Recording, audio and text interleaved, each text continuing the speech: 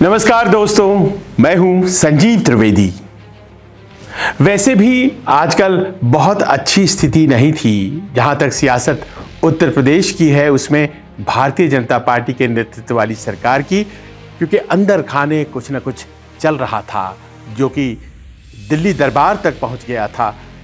और जो नतीजे लोकसभा के आए थे उसने कुछ ऐसी फिजा बना दी थी जिसमें लग रहा था कि योगी आदित्यनाथ मुख्यमंत्री की पकड़ क्या थोड़ी कमजोर हुई है। और बहुत दिनों से अपनी बारी का इंतजार कर रहे केशव प्रसाद मौर्य उप मुख्यमंत्री, क्या उन्होंने उचित मौका देखकर चाल चल दी है। फिलहाल वो जो क्राइसिस थी उसे किसी तरह से संभालने में कामयाब तो हो गए योगी आदित्यनाथ, लेकिन ये बात अपने आप में बहुत महत्वपूर्ण है कि योगी आदित्यनाथ के खिलाफ एक बहुत बड़ा आरोप लेकर केशव प्रसाद मौर्य ने दिल्ली दरबार में अपनी बात को कहने में सफलता पाई कि जो पिछड़ा वर्ग है दरअसल वो भारतीय जनता पार्टी से छिटकने लगा है। और इसी कारण से इस बार भारतीय जनता पार्टी को जो सीटें आई, जो कम सीटें आई, वो दरअसल इसका प्रमाण है। और इसीलिए अगर भारतीय जनता पार्टी को फिर से अपने पिछड़ा वर्ग और दलित समुदाय के समर्थन को कायम रखना है तो फिर बदलाव करने होंगे। कुछ इस तरह की बातें जो हैं वो सामने आई थी, सूत्र भी इसी तरह की बातें कह रहे थे। और इस बात से पूरी तरह से संतुष्ट नहीं तो फिर खारिज भी आलाकमान ने नहीं किया। दिल्ली दरबार में केशव प्रसाद मौर्य की भी बात सुनी गई, लेकिन रसूख योगी आदित्यनाथ का बहुत ज़्यादा है। जाहिर है कि इस बार कुर्सी हिला भर पाए, हटा नहीं पाए योगी आदित्यनाथ को केशव प्रसाद मौर्य, और दोनों की अदावत सामने आ गई, सतह पर आ गई। जो अब तक पर्दे के पीछे था वो सामने आ गया। आगे क्या होता है ये इस बात पर निर्भर कर रहा है कि 10 सीटों पर उपचुनाव हैं उत्तर प्रदेश में। लगे सब तैयारी कर रहे उस चुनाव की, विपक्ष भी और सत्ता पक्ष भी, क्योंकि उन्हें साफ संकेत मिल गए थे कि अगर इस उपचुनाव में योगी आदित्यनाथ अच्छा करते हैं तब तो गद्दी कायम है, कोई दिक्कत नहीं है। और ये बात कि उनसे पिछड़ा वर्ग छिटकने लगा है ये भी निर्मूल हो जाएगी। लेकिन अगर मान लीजिए कि नुकसान हो जाता है, रिजल्ट ऐसे आ जाते हैं जिसमें कि वो झलक जो कि लोकसभा चुनाव के नतीजों की है वो दिखाई पड़ती है, तो फिर जाहिर है कि मुश्किलें बढ़ती।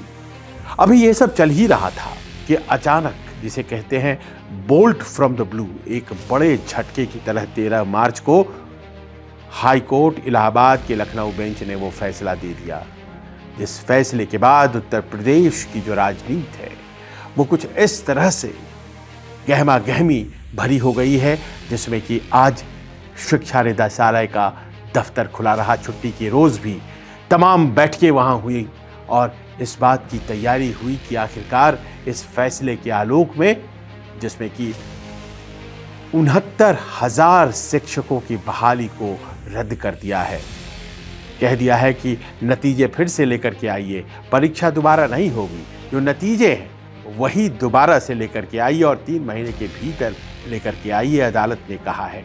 और जब से ये बात कही गई है, जब से ये जजमेंट अपलोड हुआ है कोर्ट की वेबसाइट पर, तब से लगातार राजनीतिक घटनाक्रम तेजी से बदलते हुए, और कहीं ना कहीं ऐसा लग रहा है कि जो मोमेंटम है वो फिर से योगी आदित्यनाथ से दूर होता चला जा रहा है।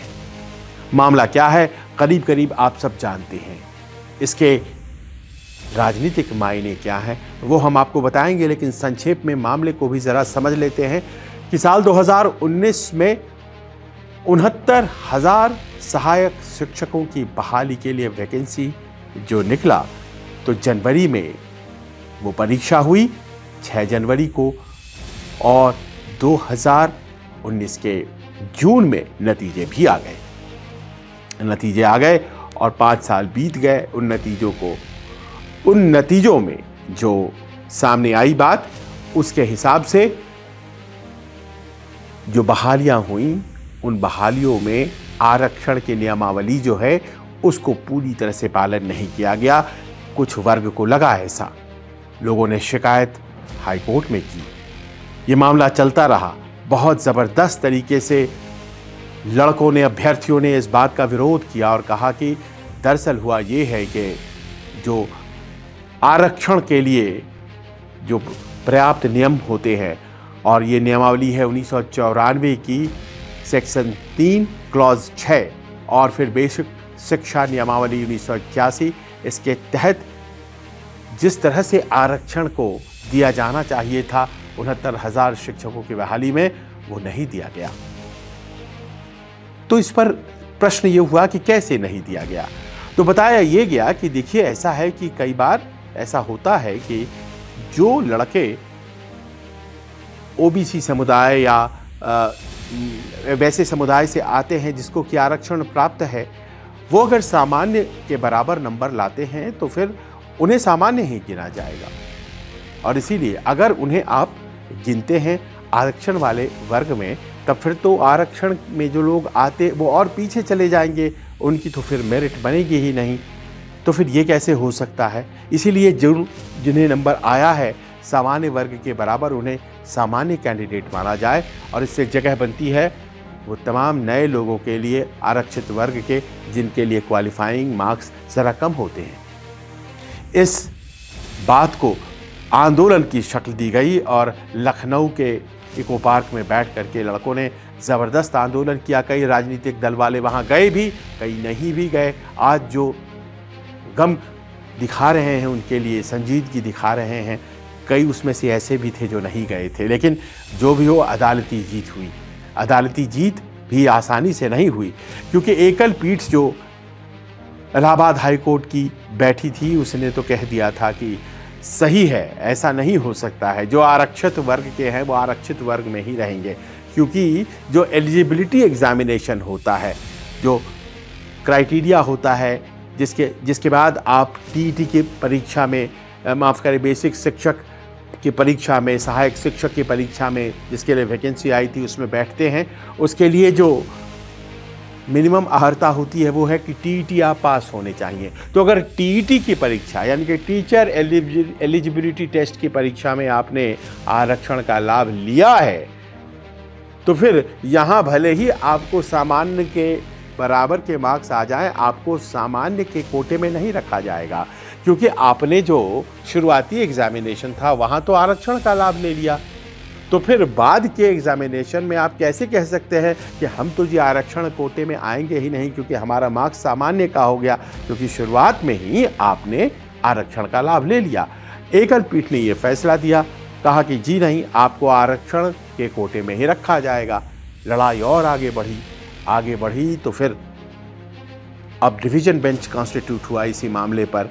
बात जब अपील में गई तो डिवीज़न बेंच ने ये कहा कि जी नहीं, जिन लोगों ने भले ही वो टीईटी के एग्जामिनेशन में यानी कि टीचर एलिजिबिलिटी टेस्ट जो हुआ, जिसमें पास करने के बाद सहायक शिक्षक की परीक्षा में वो बैठ पाए, उस परीक्षा में अगर आपने आरक्षण का लाभ लिया भी था, टीईटी की परीक्षा में आरक्षण का लाभ लिया भी था, लेकिन अगर आपको सहायक शिक्षक परीक्षा में सामान्य वर्ग के बराबर नंबर आए हैं तो फिर आप सामान्य वर्ग के ही कहलाएंगे। जैसे ही ये फैसला 13 मार्च को आया, वैसे ही उन लोगों के, जिन लोगों ने आंदोलन कर रखा था, जो छट गए थे, जिन्हें ये लग रहा था कि अगर आरक्षण के हिस्से से बहुत से लड़के जो कि ओबीसी समुदाय के हैं वो सामान्य कोटे में आते हैं तो उनके लिए जगह बन जाएगी और वो अभी जो लिस्ट के बाहर हैं वो लिस्ट में आ जाएंगे, उनके लिए एक बहुत बड़ी जीत हो गई।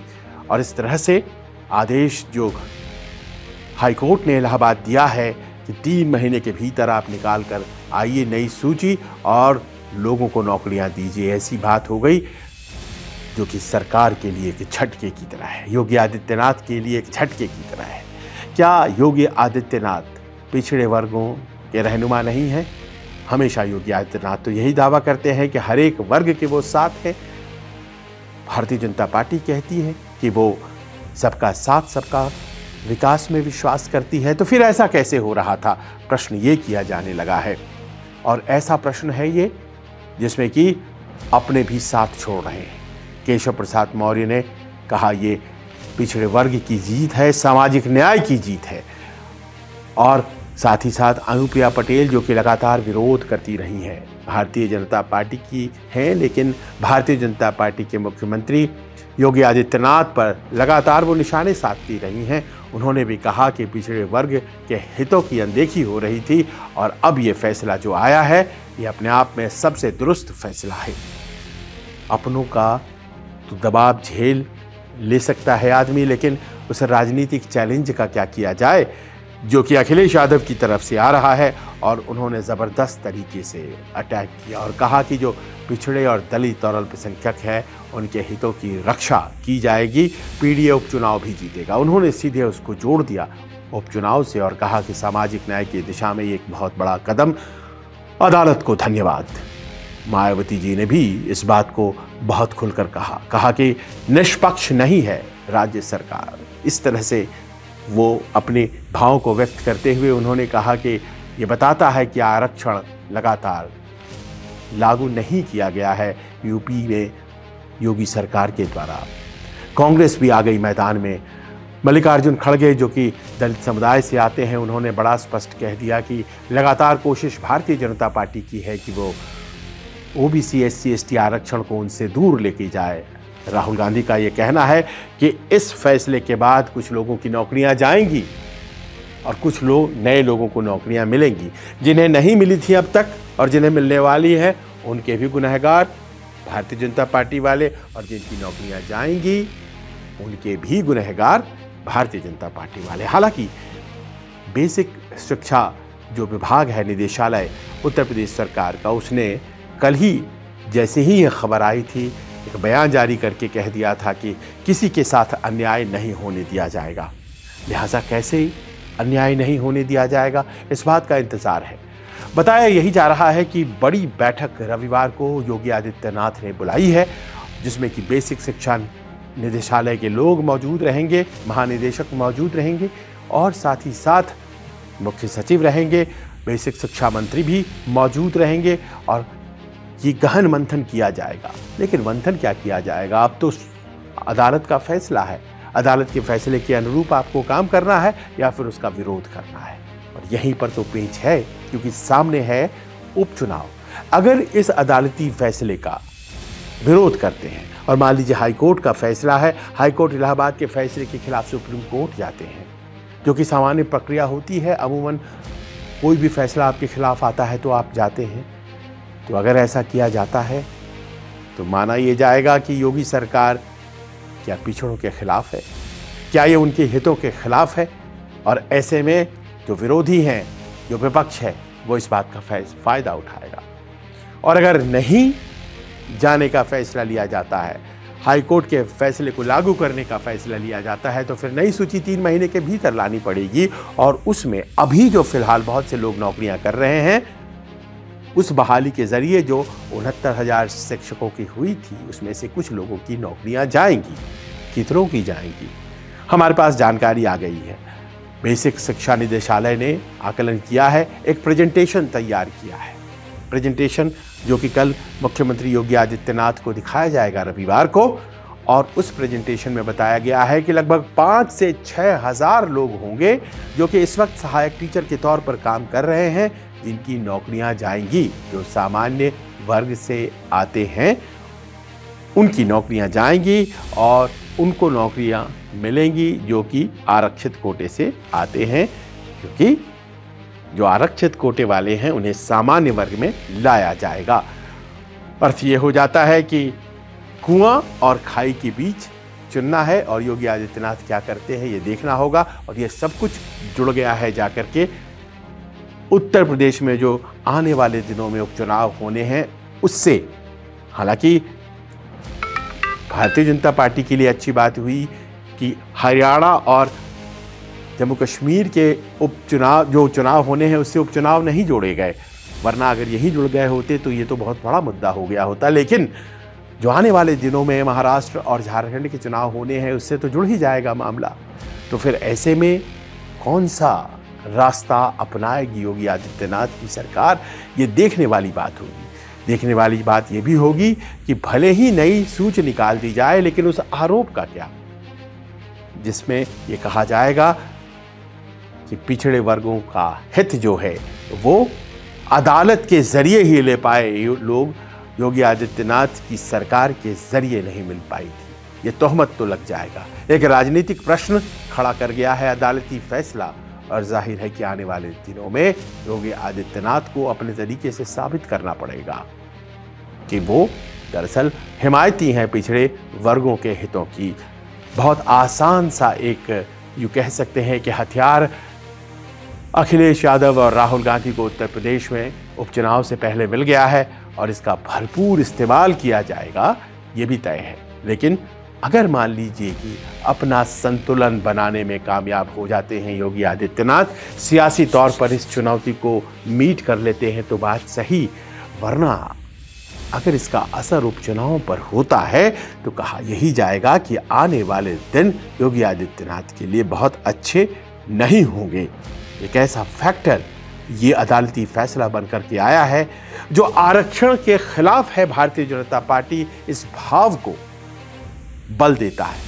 वो है या नहीं है ये आम लोगों के लिए फैसले का सब्जेक्ट है, लेकिन अमूमन यही कह करके बैकफुट पर भारतीय जनता पार्टी को लिया जाता है।